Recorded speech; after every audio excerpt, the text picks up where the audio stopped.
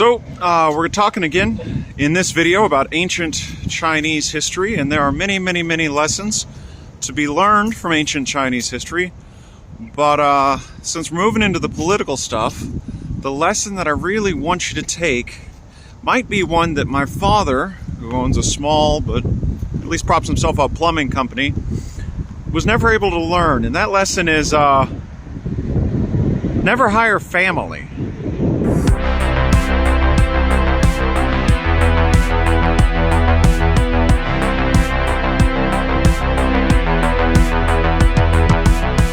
In the last lecture, we looked at the Zhou Dynasty and its intellectual and cultural innovations. We talked about the Mandate of Heaven, we talked about the Duke of Zhou, we talked about Confucianism, Taoism, and legalism.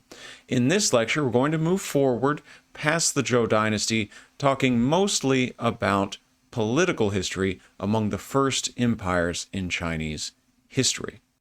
After the Zhou, the territory of China was briefly occupied by many competing small states. Over the course of what is called the Warring States period, these polities were slowly consolidated into just a few larger states.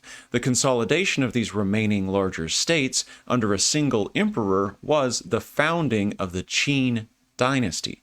This is the first real unification of China. Recall that the Zhou, very significant, but a political system where power is very decentralized. It's almost feudal. There is the Zhou, who is more powerful than any one other ruler, but collectively the rulers outside the Zhou, if they bound together, could overthrow it. Everyone is sort of working through an alliance. Under the Qin, there's no such system. There is one power, one emperor, whose power shines evenly across all his subjects. That emperor takes the throne in 221 BCE and founds the Qin Dynasty. Before he takes the throne, at 39 years old, his name is Xiongnu. He's going to have a much more fancy title once he becomes emperor. What I want to stress here, however, is the Qin state does not come out of nowhere. The Qin state is founded in 770 BCE, so significantly centuries before the Qin Dynasty is founded, and the Qin state is just another of one of those vassals of the Zhou Dynasty. It's a small state, it's on the western border of the Zhou, and because it's a border state, it's not as wrapped into this idea of huaxia that we talked about last time, this sort of Chineseness and proper way of doing things. It's allowed to experiment, it's allowed to import military technologies, new ideologies, and for that reason, significantly, it becomes a place where legalism is first practiced to very significant success. So let's look at it. Now, the level of development in the Qin state compared to those around it before the Warring States period was not that high. It's only the Warring States period during that time of intense competition that the Qin state really takes off. As I said, it's on the border of the Zhou. There is no other sort of Chinese-defined state on its other side, so the Qin is able to benefit greatly from unrestricted trade with Central Asia.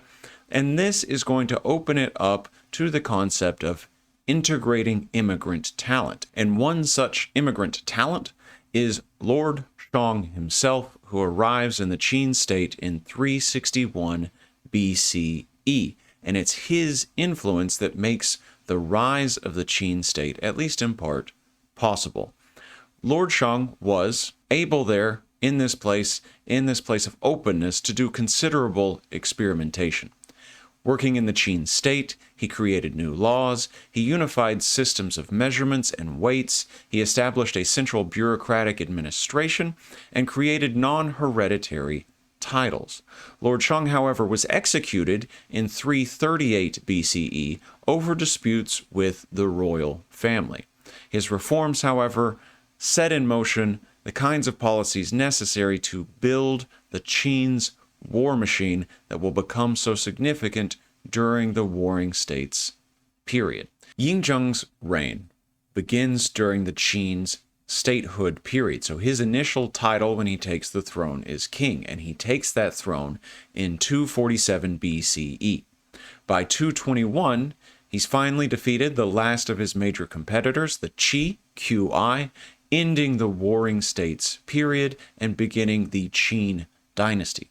However, when Yingzheng takes the throne, he looks around and he says, "King is not a good enough title for me. Look at all that I rule." So he gets his advisors together and he has them come up with a new title, something that better describes him, his power, the majesty of his authority, that kind of thing. And the term they come up with is Huangdi, emperor. So Yingzheng takes on the reign title, what he's called during his reign, of Qin Shi Huangdi, the first emperor of the Qin. And as this first emperor of the Qin, he begins pushing through all of those old legalist reforms, all that rationalization, all that standardization that we saw that made the Qin state so successful. So just like in the Qin state, now on an empire-wide basis, Qin Shi Huangdi, our first emperor of the Qin, is standardizing a writing system, he's standardizing laws, he's minting coins, he's standardizing weights, he's standardizing measurements. He also conquered much of what is now southeast China and sent as many as 3.7 million people to the northern and southern borderlands of his empire. The purpose for doing this was to A, have them rule, he needs officials out there, but B, have them mix with the people who are living in these places that before his reign were not part of China. Have them bring this new central culture with its writing systems, with its philosophies and that sort of thing, and not only rule these folk, but homogenize them over time as they sort of intermarry with and live alongside these people in what were borderlands. It remains a matter of debate exactly how despotic the Qin dynasty actually was. They get blamed for quite a lot of despotism by the rulers of the Han Dynasty who come next, but of course the Han Dynasty was overthrowing its overlords, so they're going to complain. Archaeological evidence, however, does support the idea that the Qin dynasty had a surprisingly large and remarkably powerful bureaucracy. Writings of the time also indicate that there was a strong philosophical backing to having a powerful state as a way to protect people from the chaos of the Warring States period. So Qin Shi Huangdi, the first emperor of the Qin, could say, okay, fine, you don't like that I'm establishing these new laws. You don't like that I'm establishing this standardized writing system. You don't like that I'm coming in and telling you what to do. Fine. Go back to civil war. Go back to chaos. Oh, you don't want to go back to chaos? Then you need to accept my rule. I am what keeps you from that chaos. We spent a lot of time in the previous lecture talking about Confucianism as a philosophy. We have not spoken much about how Confucian advisors to emperors actually rule. Now, Qin Shi Huangdi and his predecessors in the Qin state, before it is the empire, have not really embraced Confucianism to a very high degree. They're experimenting with other isms, other military technologies, other ways of rule, to try to incorporate himself to the pre-existing cultures of the place that he now ruled. Qin Shi Huangdi, the first emperor, attempted to promote traditional values. So he appointed 70 scholars, 70 Confucian scholars, as advisors to his throne. But he does not really like to be questioned. He is the emperor of all he surveils. Continual criticism by these scholars comparing the first emperor to those Zhou rulers who had come before him and rulers of antiquity, making reference to Confucian classics like the Book of Documents. These you got a backlash from. Qin Shi Huangdi could not handle this criticism. So he orders first the burning of all books that he can get his hands on and his minions can get their hands on in 213 BCE as a way to punish these people and sort of in their source of historical comparisons to criticize his reign. The following year, 212 BCE, his level of anger, the level of criticism that's directed at his rule has grown to the degree that he orders the execution of 460 Confucian scholars for what he calls subversion. The first emperor then dies the next year, 211 BCE. By 207 BCE, the dynasty had completely fallen. So it's incredibly short-lived, yet because of its unification, also incredibly important. The tale is that palace eunuchs conspired to falsify an edict from the emperor to have his eldest son commit suicide, which the eldest son does. Once this presumably competent eldest son is out of the equation, the second son, less competent, takes the throne. Under the influence from palace eunuchs, the story goes, the second emperor of the Qin, this second son to take the throne, began killing off members of his own family, under suspicion that they were plotting against him to take the throne for themselves. After 3 years on the throne, the second emperor's position had degraded so badly, with the enemy at the gates, he killed himself in his own palace.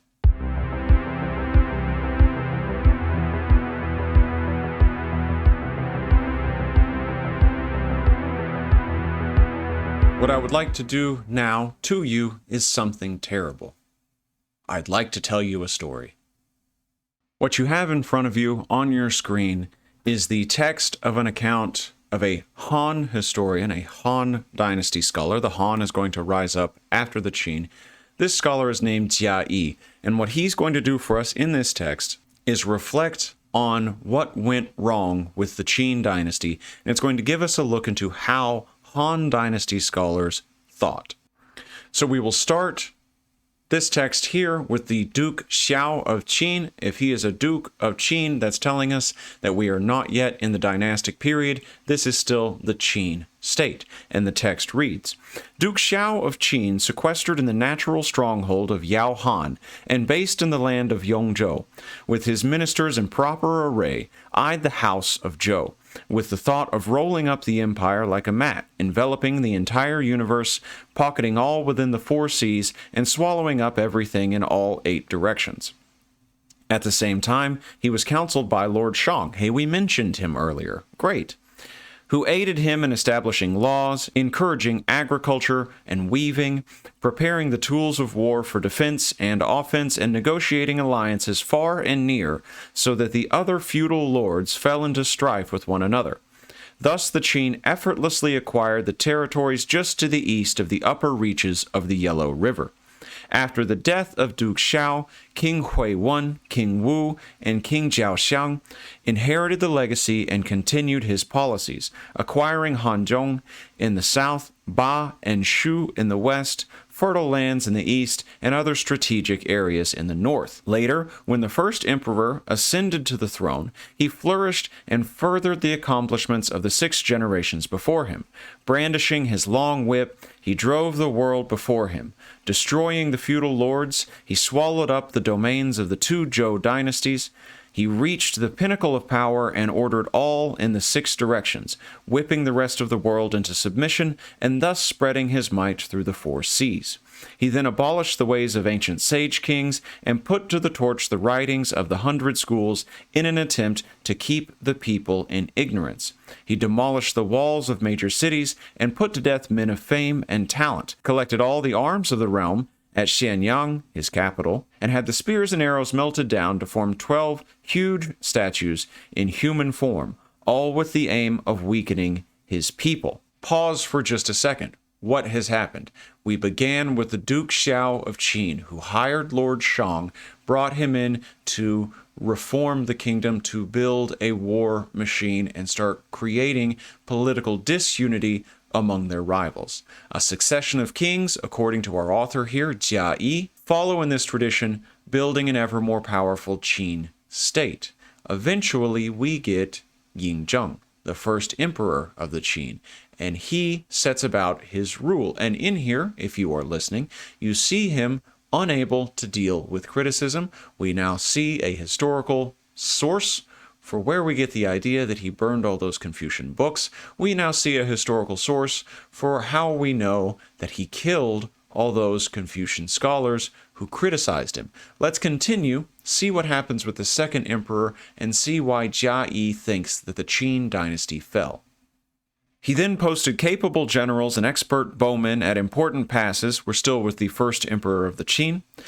and placed trusted officials and well-trained soldiers in strategic array to challenge all who passed. With the empire thus pacified, the first emperor believed that, with the capital secure within the pass, and prosperous cities stretching for 10,000 li, he had indeed created an imperial structure to be enjoyed by his royal descendants for 10,000 generations to come.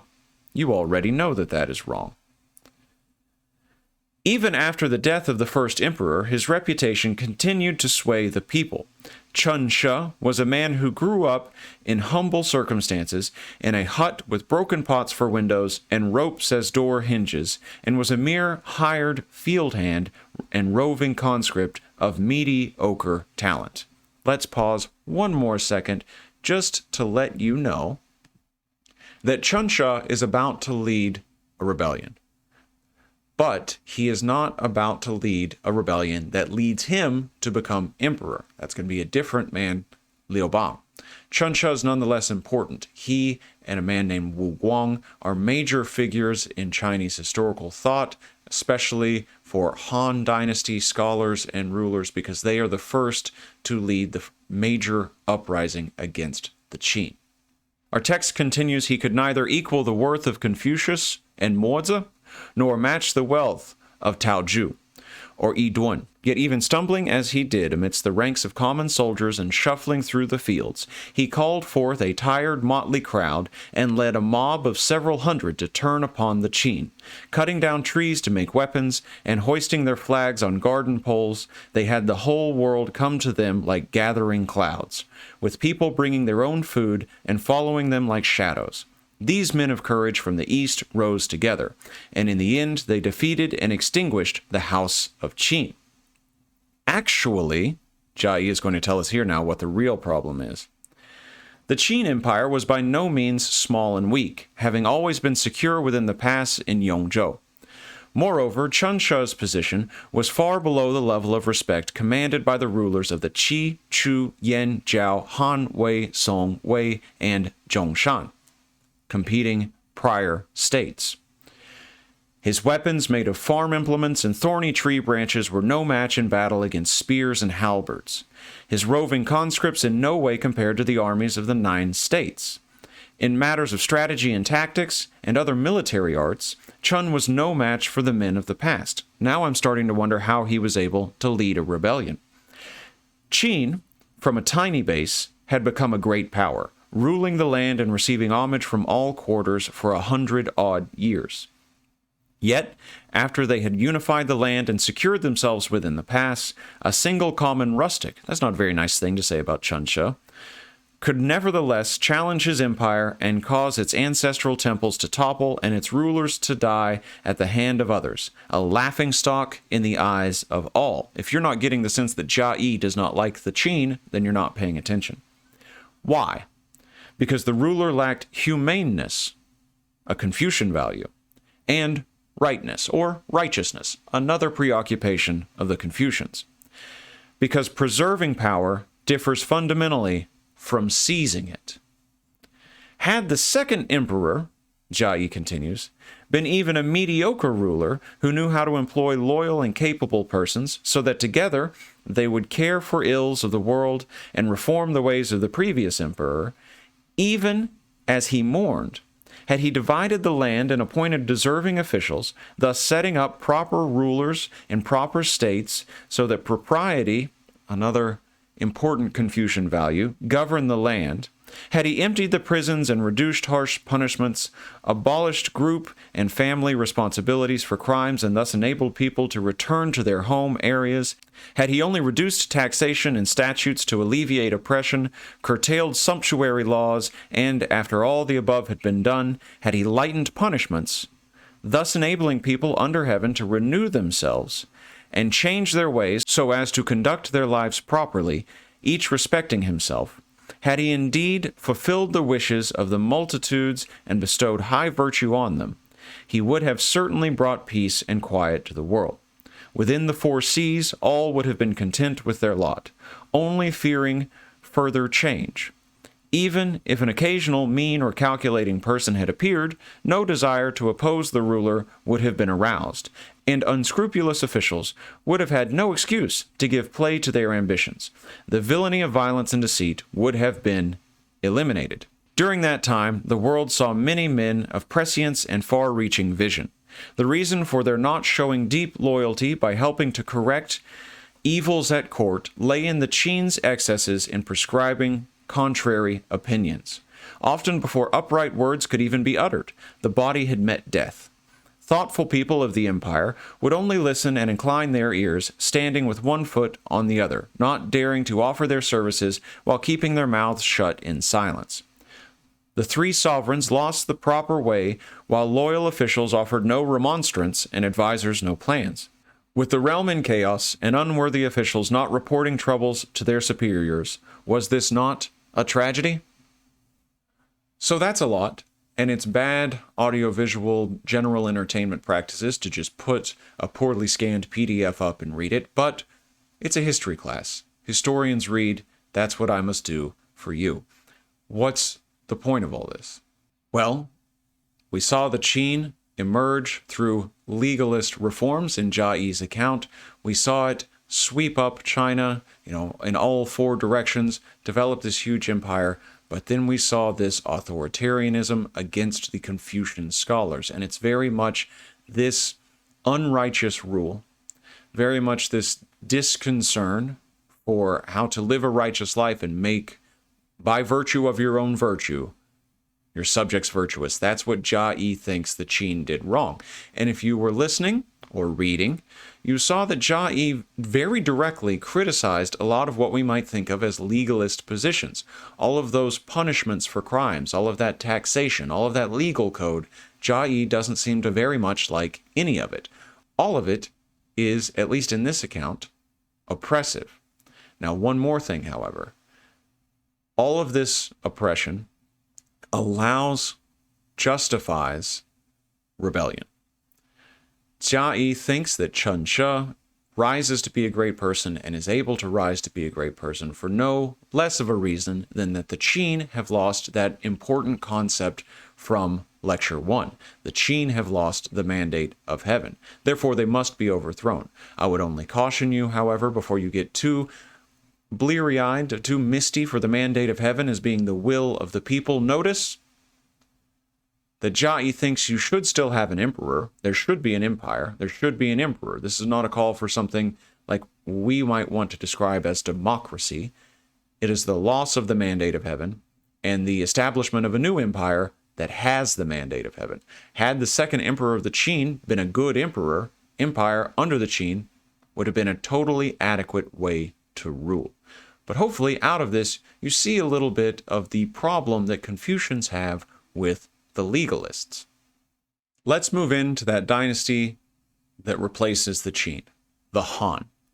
Despite the fact that many from the Warring States period were still alive and could have preferred a return to that system of smaller states, the Qin gave way to the unified imperial model. So that stays. What the Qin built stays under different governance. The main rebel leader was a man named Liu Bang, so don't get confused. Chen Shi is not coming back up. He was a police chief under the Qin and rebel commander afterward. He conquered the area within the passes that got referred to many times in Jia Yi's writing, but was not given this region as king. Instead, he was made king of a region called Han, a kingdom near the Han River. He would later found the Han Dynasty. His chance came when the king of Chu was assassinated in 206 BCE, giving Liu a pretext for civil war. Liu took back the region within the passes, this region that has traditionally produced not only the Zhou dynasty, but the Qin dynasty as well, which meant he now controlled the source of all major Chinese powers in history so far. From there, he launched his own campaign to conquer China. By 202 BCE, the civil war that he started was over, and Liu was the new emperor. Liu, once he is reigning, is known as Han Gaozu, the high ancestor of the Han. Han Gaozu then refeudalized many of the principalities by placing his leading officers and family members as kings in different regions. So while the Qin innovated beyond the Zhou to create centralized, even power, the Han, initially at least, create a decentralized system of power, something that's looking feudal once more, an alliance between smaller kingdoms, not one massive, uniformly governed empire. This was a step away from the Qin model of centralized government and was quickly reversed under later rulers. Han Gaozu attempted to reconquer lands to the north with a force of about 320,000, but unlike the Qin, he met with a well-trained force of a confederation of nomadic peoples living in the region of what today is Mongolia, called the Xiongnu. Now, these are not the Mongols. Those don't happen for a long time. The Xiongnu are their own nomadic peoples of the steppe region. These were not a homogeneous people, the Xiongnu. They were different ethnic groups with different languages unified together under a federal model. Most of the steppe empires were like this. We will eventually see evidence of this when we do get to the Qin Dynasty toward the end of these series of lectures. The early Han had a draft army in which all adult males were required to serve for 2 years. This meant that most of the Han military was made up of amateur peasant fighters. The way the system worked, you got drafted into the military and you had 1 year of training and then you had 1 year of active duty. These peasant fighters were no match for Xiongnu archers, who were professional military people. In 200 BCE, Han Gaozu became surrounded on top of a mountain near a place called Datong, just east of the northernmost part of the Yellow River. The Han became a tributary of the Xiongnu in this defeat, where they surround Han Gaozu. And it stays a tributary of the Xiongnu for about 50 years. What does that mean? Well, it means that they admitted that they were inferior on paper to the Xiongnu. And it means that for about 50 years, they had to send gifts recognizing Han inferiority to the Xiongnu. What were these gifts? Well, they sent, material gifts, riches, luxury items, and things like that, as well as daughters of the nobility for marriage to Xiongnu leaders. These policies of appeasement, this sort of uneasy peace between the Han and the Xiongnu, last until the reign of the martial emperor, Emperor Wu Di, who reigns for a very long time. He's emperor from 141 to 87 BCE. He ends these policies of appeasement for several reasons. One, who wants to bend the knee if you think you are emperor? Two, the peace is never really a peace. The Xiongnu continue conducting raids into Han territories regularly, despite the fact that the Han are paying tribute to them. So Wu Di pushes his court to come up with some plans to change directions. The Han military, by Wu Di's period, had also developed quite a lot from Han Gaozu's days. Instead of infantrymen, Han troops would now be on horseback with crossbows and could also fire on Xiongnu forces from the protection of wagon trains. This, however, still left the problem of fighting a nomadic enemy. If you're fighting a sedentary enemy, someone who has an agricultural society, you can, with your military, provided that you're strong enough, walk in and take their home base and say, "We have it, we won." If you're fighting a nomadic people who have no cities, who are constantly on the move, there's no point of territory, no thing you can take and say, "That is it, we got you." They're going to keep moving. You have to defeat them in a different way. Wu Di had to defeat the Xiongnu by cutting off their supplies, so it didn't matter where they ran, they eventually would have to give up. He did this by conquering Manchuria in the northeast and parts of Korea. Wu Di also sent an embassy of 100 people to the northwest to try to make allies. Some of these Chinese embassies made it as far as Persia, but no military alliances were created, and most members of the embassy died somewhere in their travels. They did, however, establish trading ties, and those are very important. These connections helped the Han incorporate land that is now part of Gansu and Xinjiang provinces significantly if you look at the map, expanding the territory of the Han Dynasty. Wu Di's military in the region was eventually able to cut off tribute supply lines to the Xiongnu, which caused the Confederation to collapse sometime around 73 BCE. Wu Di also established Confucianism as imperial orthodoxy. In 136 BCE, Wu Di established the first Confucian canon. He also established the first imperial academy for studying the classics. Although the academy began with only a few students, it had thousands by the end of the Han Dynasty. And when I say thousands, I mean 30,000 students at one point, studying in 1,850 rooms inside the academies. The fullness of Confucianism as imperial orthodoxy was marked in 175 CE, when it was decreed that the correct texts of the five classics be carved into stone outside the imperial Confucian academy. There are a few particularities in Han Dynasty Confucianism that start to add new ideas to what we went over in the last lecture. There is, for example, Dongzhong Shu, whose dates are 179 to 104 BCE. And he believed that heaven and humanity were connected. Let me show you something. This is the Chinese character for king. Well, it's a two-syllable word in modern day, but back then this is the Chinese character word for king, Wang. And what Dongzhong Shu says is if we look at this character, we can understand something about the nature of rule and what the king is supposed to do. He says the ruler's job was to harmonize the relation between heaven, earth, and humanity. What we have here in the character Wang is this: we have three horizontal lines and one vertical line. So this becomes his metaphor in the character of the king for what the king should be. We have in our top line heaven, we have in our middle line humanity, we have in our bottom line the earth. And what is that vertical line? The vertical line is the thing that harmonizes these three levels. That vertical line is the king themselves. So in the character, we have this metaphor for what exactly it is the king is doing. The king is not demanding, not on paper. The king is not ruling through, authoritarian policies of the Qin. The king is all about bringing harmony between these three spheres of life: heaven, humanity, and earth. In total, the Han Dynasty lasted for more than 400 years. Why did it fall? One element was connected to state economics and class conflict.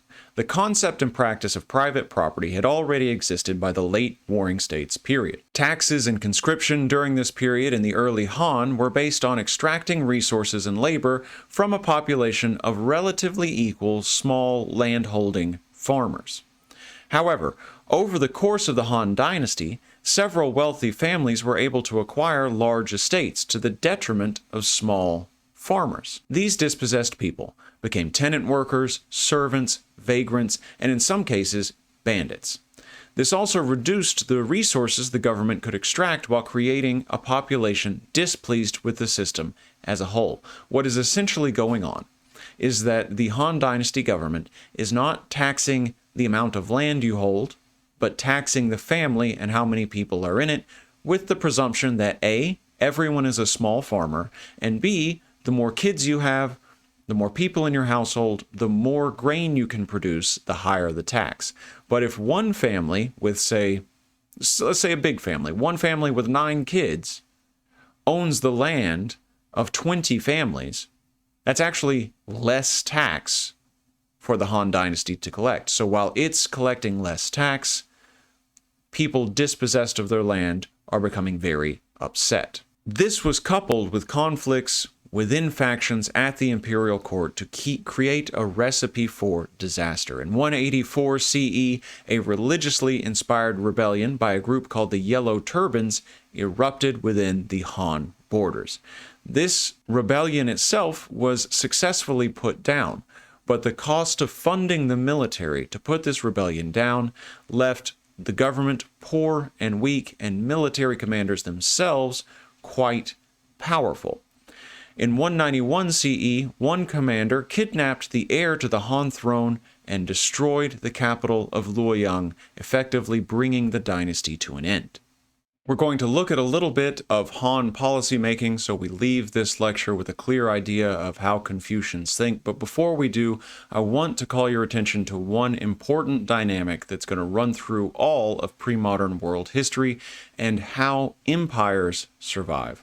The main the main enemy of any empire is not, as you might think, another empire. Two very wealthy empires can go to war forever and both still stand. The main enemy is decentralizing power. You don't want to get caught in a process where power is moving away from the capital and into the hands of what we will call regional leaders. What you don't want, for example, what happened with the Han, is an erosion of your tax base and a reason for, say, military figures, soldiers and things like that, to become more loyal to their military commanders than they are to the people that should be paying them at the imperial center. So the regional leader, this is a major problem. It's when your power starts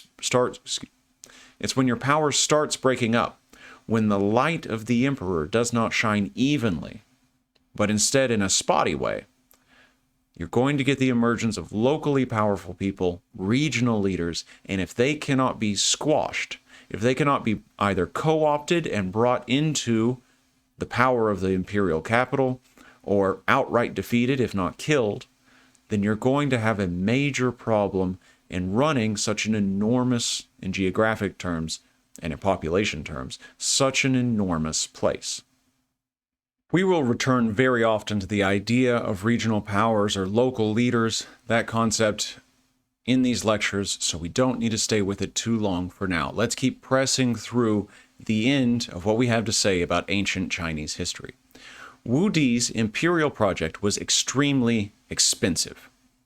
His military conquests, the one that freed the Han from Xiongnu subjugation, these conquests to the northwest brought the Han in close contact with Central and Western Asia and indirectly brought Han China in contact through trade networks with Rome. These conquests were followed by colonization efforts, expensive canal and road building projects, irrigation repairs, and so on. So the empire, as a protection racket, is starting to have to, build canals, build irrigation projects to make sure that those taxes that it wants to collect stay plentiful. If my government is going to live off the grain that I collect from you, I need to enable you, my subjects, to make grain.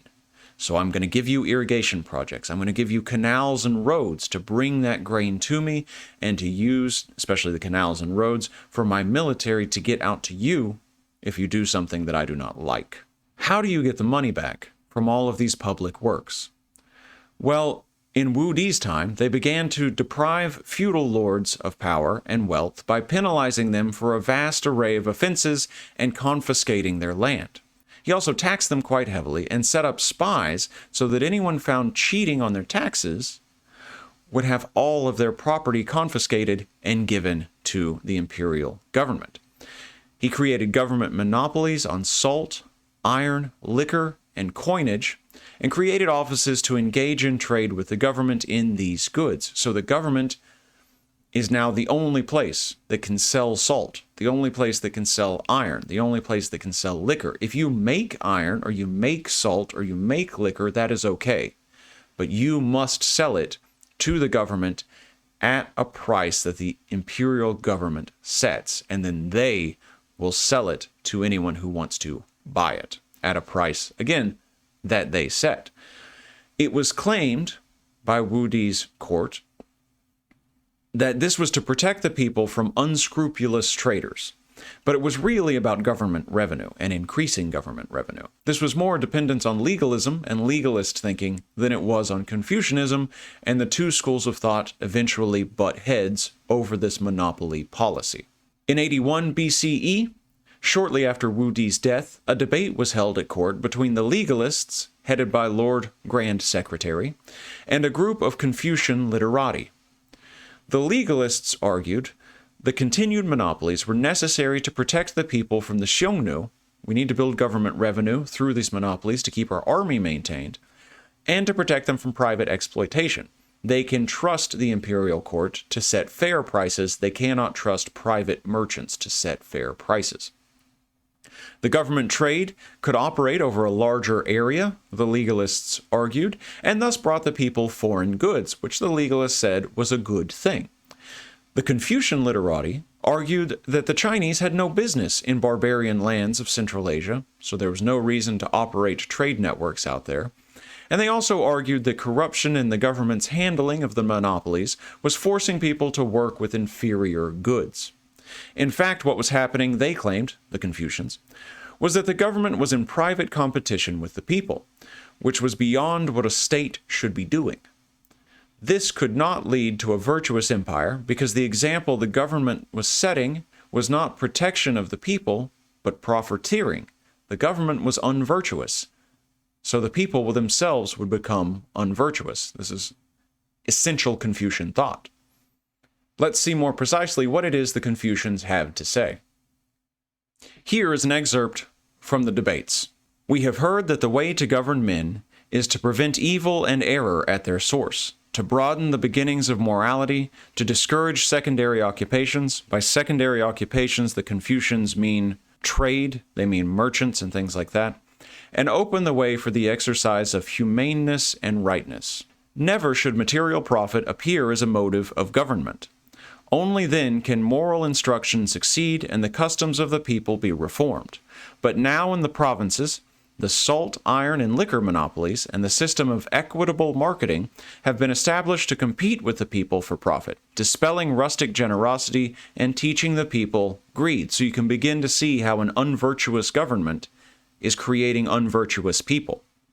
"Therefore, those who pursue primary occupations, farming, have grown few, and those following secondary occupations, trading, numerous." You should know, and I can interject here, that Confucians always think trading, exchange, sort of a broader economy is inevitably going to be unvirtuous.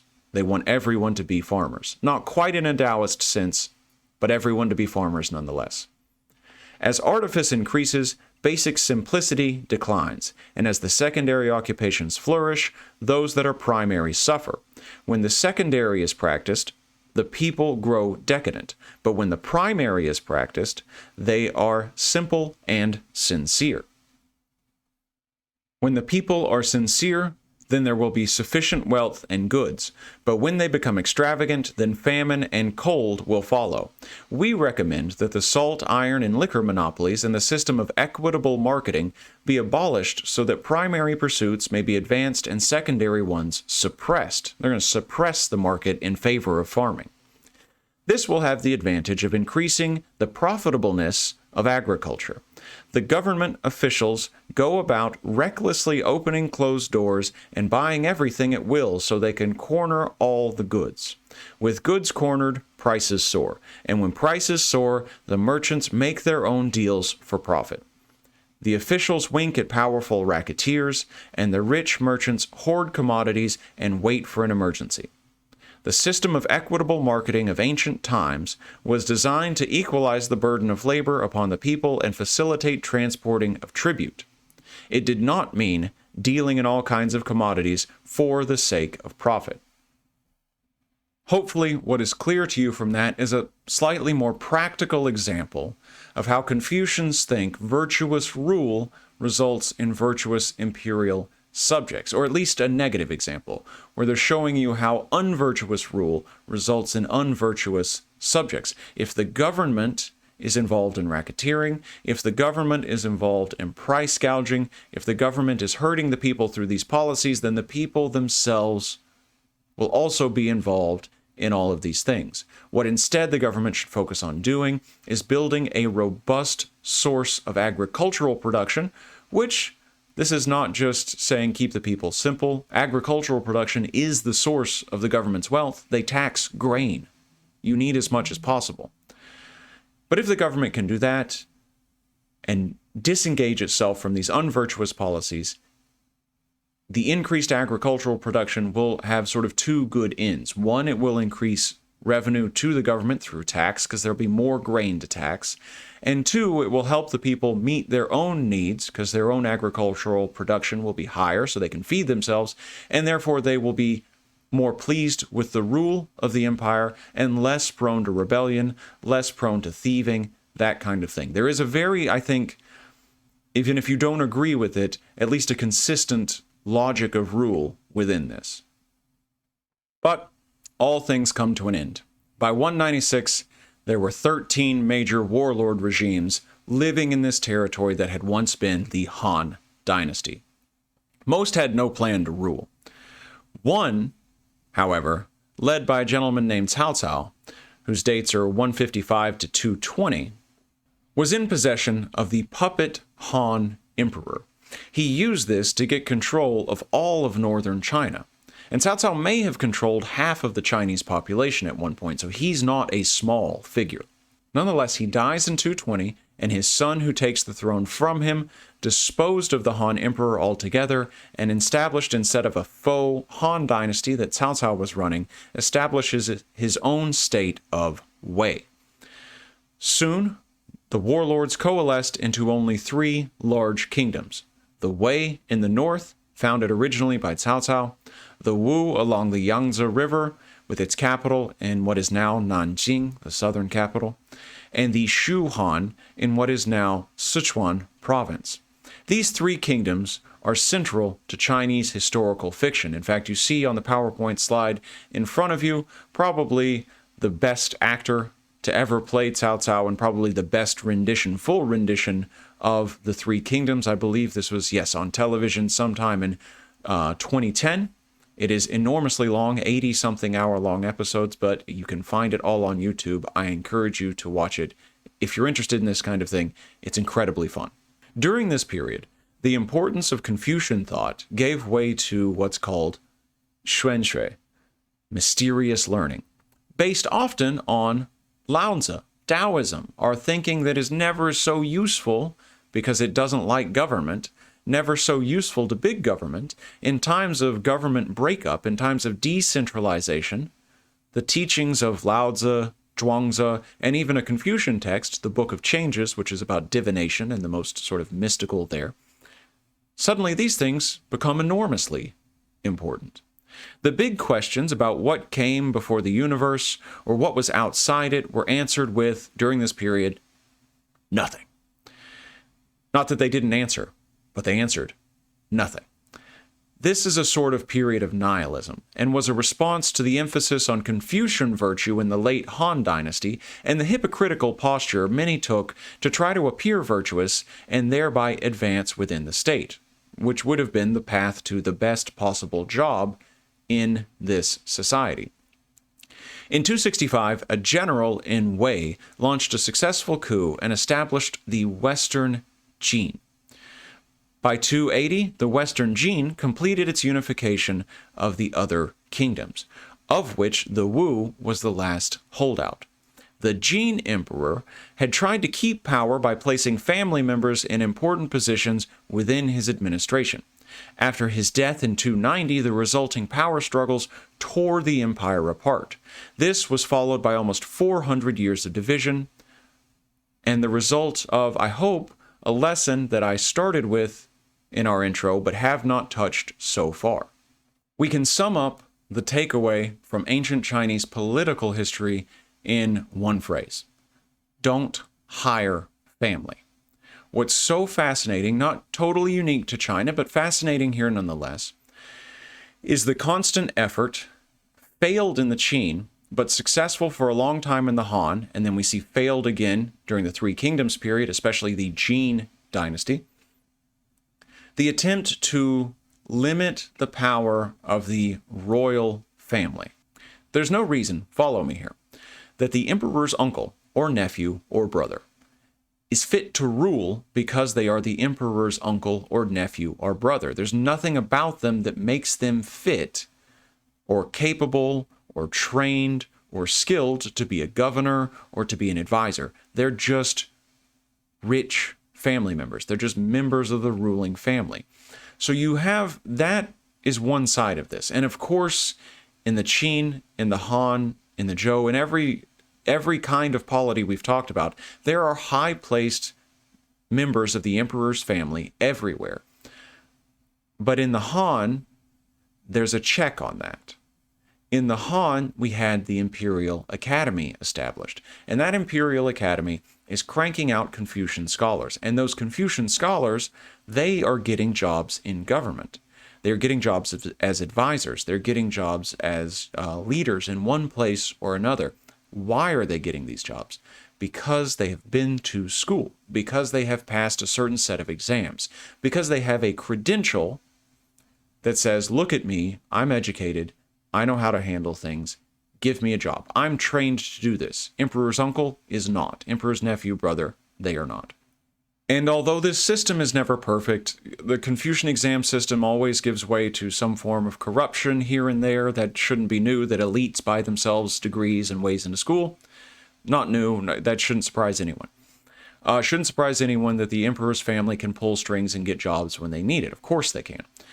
But you at least see here the attempt to try to place people not related to the emperor, although they may still be the upper classes of society, in powerful positions to stabilize thought, stabilize policy making, stabilize policy implementation in a way that just pure nepotism can't.